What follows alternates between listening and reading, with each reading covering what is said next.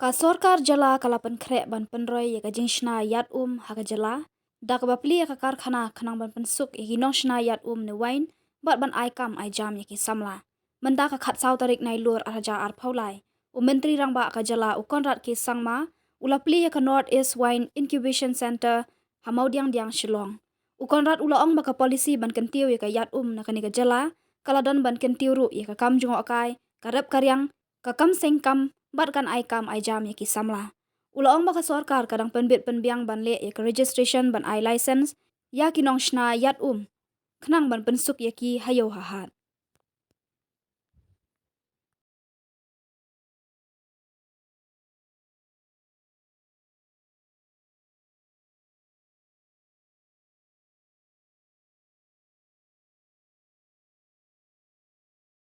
That can help raise this and sustain the livelihood of farmers.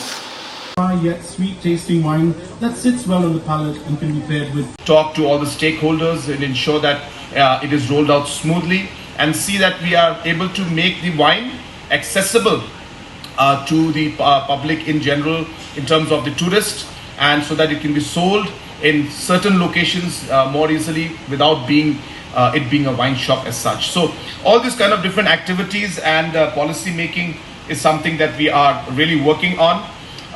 As you're aware, I have a lot to say, but I think there won't be enough time. And it affects much more than simply the people who are making the wine.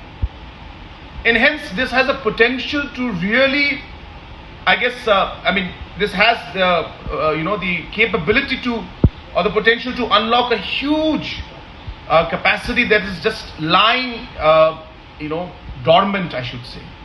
And that is the reason why when we saw all of this, we were convinced that there has to be a proper system, a proper policy, a proper framework, a proper support structure, a proper ecosystem that is going to allow the local fruit winemakers to really flourish in our state, which would then unlock the potentials that are there for agriculture, for farmers, for tourists, for entrepreneurs, so on and so forth. So that's what went into all of this. And let me just tell you and share with you that this building that you're seeing and the structure you're seeing in front of us didn't happen just like that. There's a lot of work that has gone into it, a lot of thought process, and a lot of energy by some really, really great people that has. It's not logic, it's illogic. And who has spread this logic? The European. Because grape is native to Europe. And for thousands of years they have made investments on grape. So therefore, they made us believe that wine means grape wine only and nothing else, which is a false narrative. Actually, it's a deliberate lie. And we have, the innocent people that we have simply bought that logic. And we ended up with a situation where we are actually importing even the plants also from Europe. Nashik, of course, with all due respect to Nashik, they are not thinking correctly. Let me say this. They are importing fruits from Europe. They are importing technology from Europe. They are importing consultants from Europe. And finally, the product that they make is not sold in Europe. It cannot be sold in Europe because it doesn't meet the quality standards of Europe. So where do we sell? Nowhere. The grape wine exports have declined and are declining in our country. Please check the statistics. Many things have gone into the process of how we reached to where we are today. Maybe the oldest memory, I should say, I have of what ignited us to try to look into this was, I think, one of the programs. I had gone somewhere and I saw I think a beer bottle of one of the beers, and a printed label on a computer printed out, or some even written by hand and stamped on, stuck on that beer bottle, saying, pineapple wine. And we tasted it, and it was really good and really great.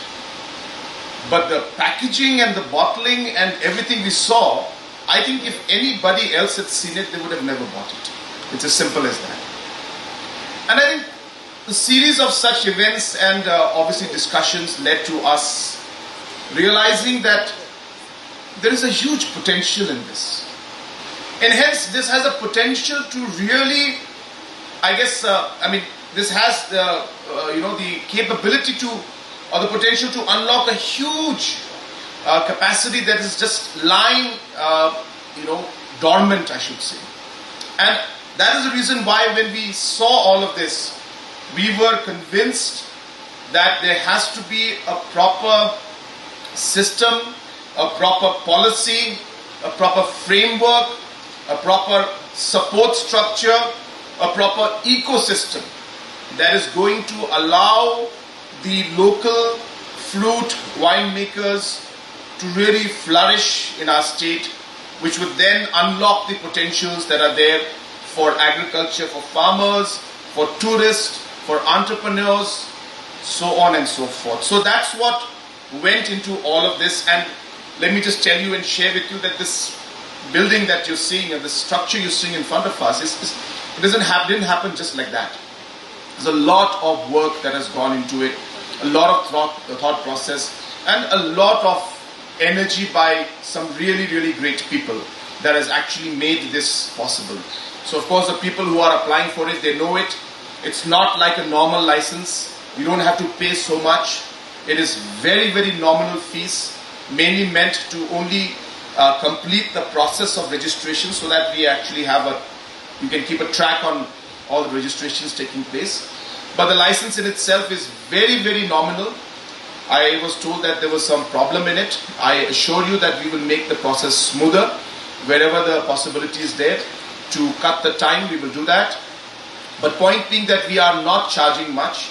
We're making it very easy for them to access it so that they can get the license. And in days to come, we are exploring. We have not yet gone into the exact details of it.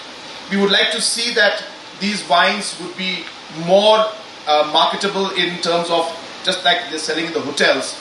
We are hopeful that in different tourist locations, in different tourist shops, even though it may not be a wine shop, but the local wines, the wines that are made by our people, those wines will be accessible at least in certain kind of tourist locations, tourist shops, so that people can actually buy and take the local wine. So you will not need a license to actually sell the local wine. So I think that kind of policy making is required. For that we are trying to obviously talk to all the stakeholders and ensure that it is rolled out smoothly.